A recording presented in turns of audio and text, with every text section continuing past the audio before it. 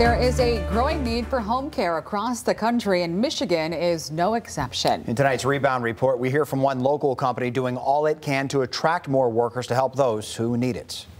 Infallible Home Care provides daily assistance to people inside their homes. Whether they're elderly or injured or in recovery, we're there to try to help them do daily routine things that they're not able to do themselves. Growing slowly and steadily since their start back in 2018, they say they quickly saw a change 1 year ago when the lockdowns began. As time progressed, the caregiver has kind of faded off, and the clients now have increased. They say the increase in need for their services came partly from families choosing to take loved ones out of larger facilities. And this is not just our company. And I know two particular families that just yanked their family members out of where they were because they weren't able to see them. They weren't able to be there for them. And the loss of caregivers they attribute at least partly to the increase and extension of unemployment. We have to turn people away because we don't have the staff to take care of them.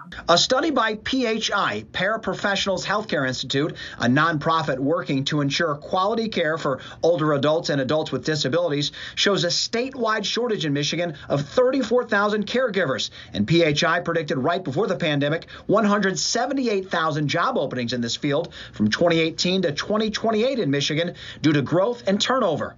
Infallible says they could nearly double their staff right now. Even that would only cover them for a few weeks. We're about at 12 and could add at least 10 more. Yeah.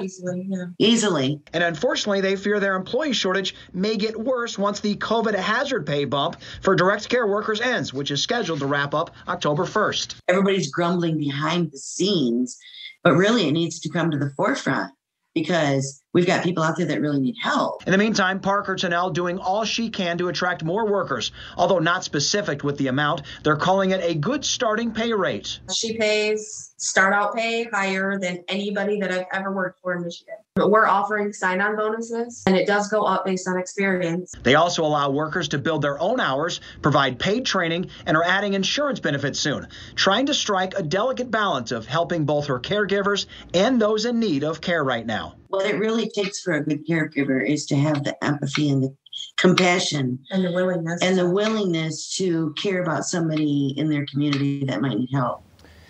Now, Infallible says they always try to place workers in homes close to their own home, and a nursing degree is not required because they don't administer medications or shots. But for more information about maybe getting a job there, check out our web article right now at fox17online.com.